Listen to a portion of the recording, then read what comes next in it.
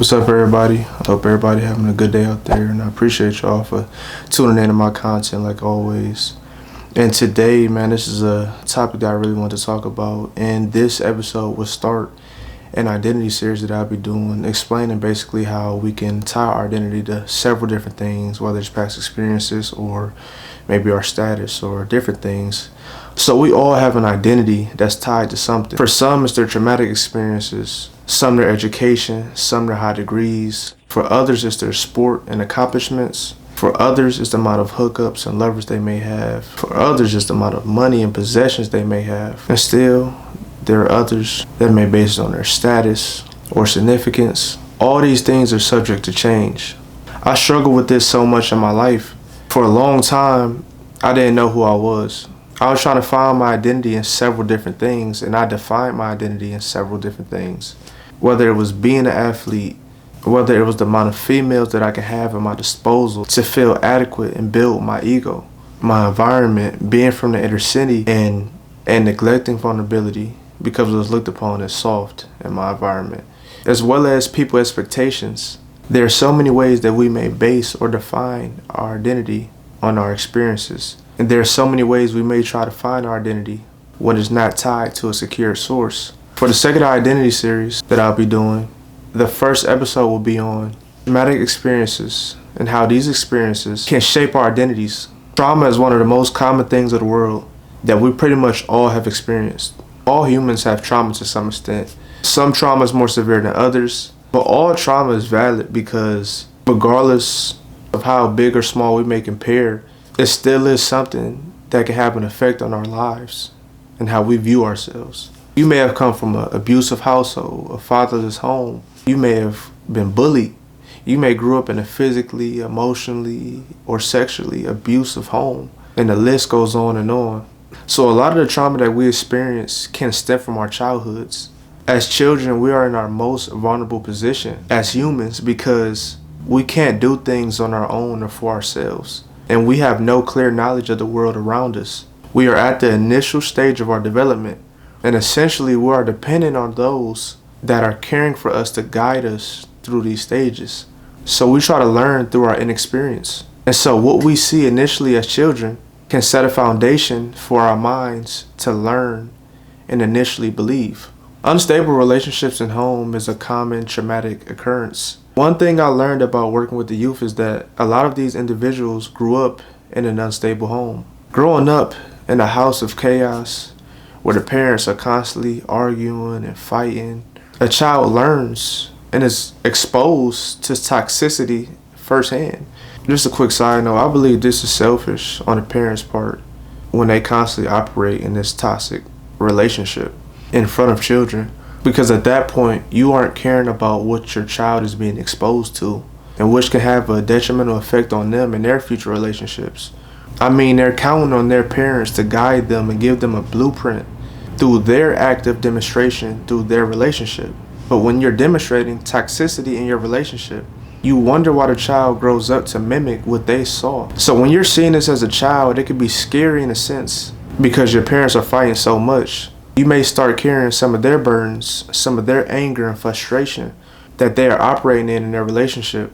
When exposed to this constant chaos in a relationship, you can start to feel that you are toxic or that it's okay and normal to operate in this way.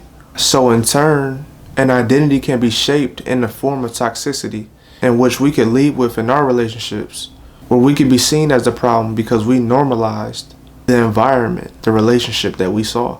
We see ourselves operating in this manner from the learned behavior of our childhood, and we use excuses and lies, painting our identity or saying things like, well, I'm just my mother's child, or I'm just my father's child. This was prevalent for me early on because I grew up seeing consistent arguing amongst my parents.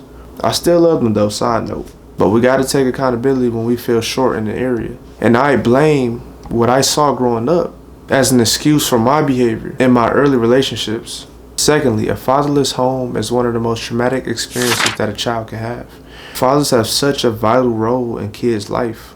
Fathers are called to lead, protect, and guide. Fathers are held responsible and can bring a sense of safety and secureness to a child. When the father is absent, a child can suffer. A statistic says that over 18 million of children grow up without fathers and are more prone to abuse drugs, drop out of school, mental health and behavioral issues, etc. Not having that father in the household could leave a hole in a child's life because that peace wasn't there. This can leave a child feeling neglected, rejected, and abandoned, and not worthy because of the parent not being there. So spiritually, the strongholds build up because the enemy loves to play on and attack the trauma, attack the areas of vulnerability, and the strongholds build up, and we start to shape our identity based on the hurt, and we may identify as rejected. We might say things like, why am I always being rejected? Then we start to believe the lies, like I'm not worthy, or I'm not worthy of love. Then as these demonic strongholds are settled in our mind, we start to lead with this in our daily lives, in our relationships, being led by our insecurities and trauma, almost expecting for every person that we meet to abandon or reject us, like our fathers did. So in turn, trust isn't the easiest to come by for us to believe when we suffer from this form of trauma. Also, to fill that hole where the abandonment lies, we may seek it in women or men, seeking acceptance or assurance of ourselves, to fill the void the father left because our fathers never affirmed us. This could be difficult for a woman because you could be searching for love in the wrong places, the wrong men, seeking that love and affirmation that you never received from your father. And I know this could be difficult for a male as well because you may compare yourself with other men with fathers in their life.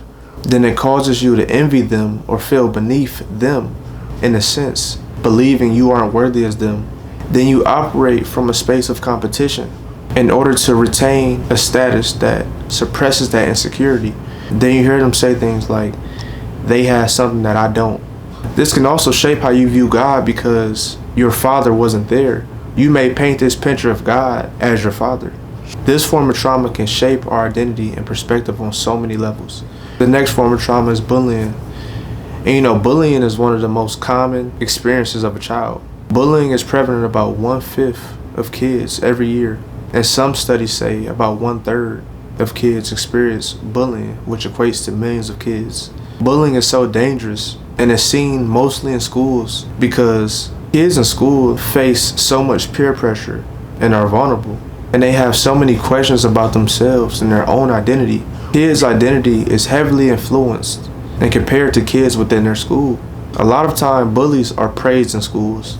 Kids love entertainment in school, and bullying is seen as entertainment for some of these kids.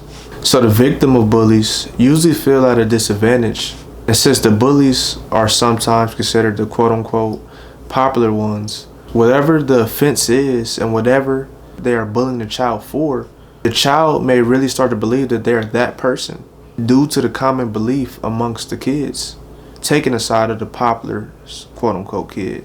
The sad thing about those that experience this form of trauma is that you may start to believe the things the bully said you were or what they did to you.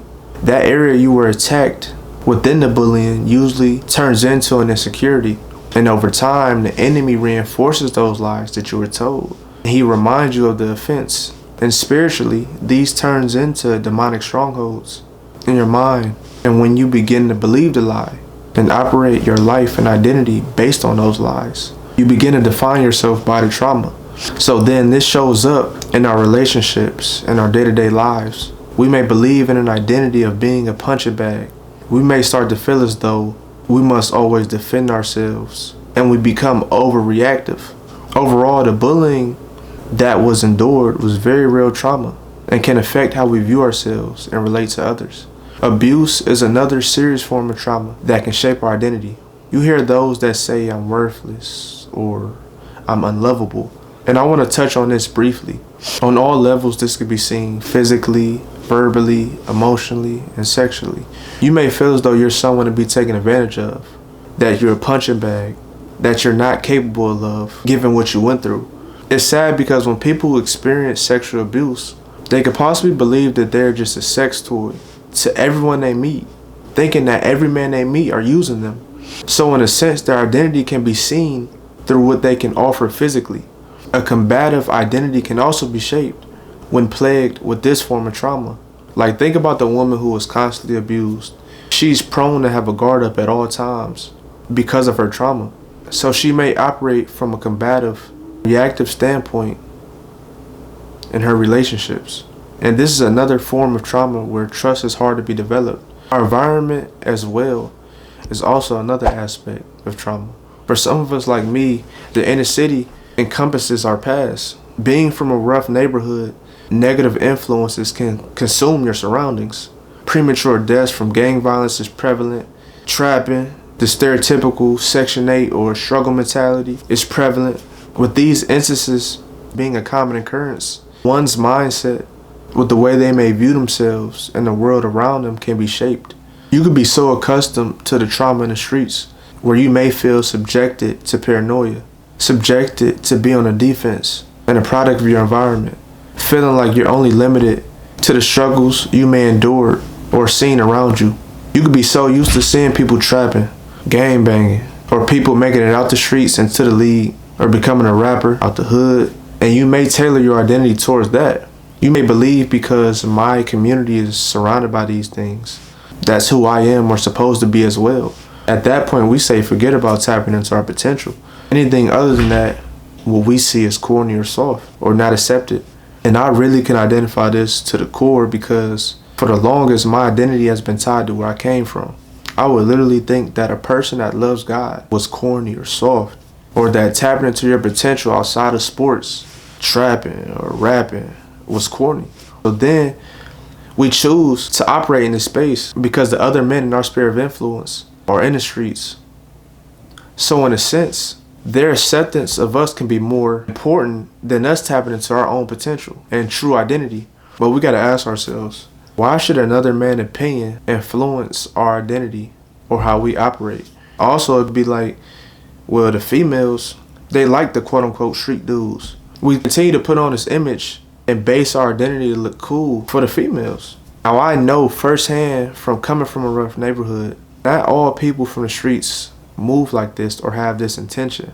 Because there are those people that I grew up with that was in the streets, but never had the guidance and never had the consistent parenting or parents. And they viewed it as their only way given they never had that structure or that discipline. You see, these are the type that wish that they wouldn't have to do the things that they do, or wish they could have had that support or that love from their parents. Also too, there's so many people in my neighborhood that I know that grew up with no structure or no consistent parental guidance. So in a sense, throughout their childhood, they're trying to figure things out. And since their environment consists of drugs, violence, etc., and they don't have that structure, and in turn, they don't have that fear of a parent disciplining them, so they're bound to operate in the foolishness around them. This is why the Bible is so true and speaks to our own lives, because it correlates with this verse. It says, foolishness is bound to the youth, but a rod of discipline keeps them far from it. That's so true because as kids, we are already vulnerable, and we need that structure so that we understand what not to do. So when that structure isn't there, we're already more vulnerable and prone to operate in the foolishness due to our own inexperience. And when structure isn't there, you don't have a fear of doing anything wrong. Because who are you going to have to answer to, right? When there's no consistent parenting there to discipline you. Overall, our environment can't dictate how we view ourselves.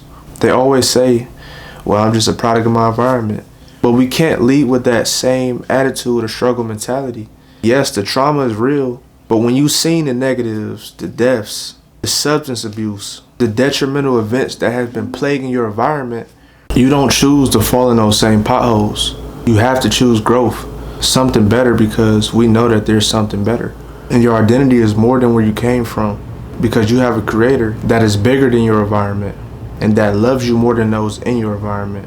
My advice personally is that these things have to be identified, dressed, and healed so they won't carry into our own relationships, our workplace, our teams, etc. With Christ, there's healing. Once you receive the free gift of salvation and accept Christ into your life, surrendering, His Spirit begins to dwell within you. And when you begin to live a life dependent on the Spirit, not your own will, not your own power, not your flesh, something supernatural happens. Healing begins. Strongholds in your mind start breaking. those lies planted through trauma, pain, and past experiences. Your mind is renewed, your perspective shifts, your heart changes. You start seeing the world through a different lens, not a distorted one shaped by pain, but a true and restored one. And in that process, you become who you were always meant to be and who you were created to be. Your relationships improve. How you move in teams changes. Even how you show up in the workplace is different. Because now, you're no longer led by those wounds. You're led by the Spirit. You see, in Christ, our Creator, our true identity is claimed. In Christ, our past trauma is a testimony and doesn't have a hold on us, because when you are in Him, you become a new creation. All the childhood trauma that I personally experienced was real, but I had to realize, I can't fix myself, and I'm defined by far more than what I may have been through. Through Christ, I was able to get healed, and the thing is, He wants to do the same for you. You just have to surrender to Him and watch what He only can do. Man, I love y'all, and I hope this really helps someone out there. God bless.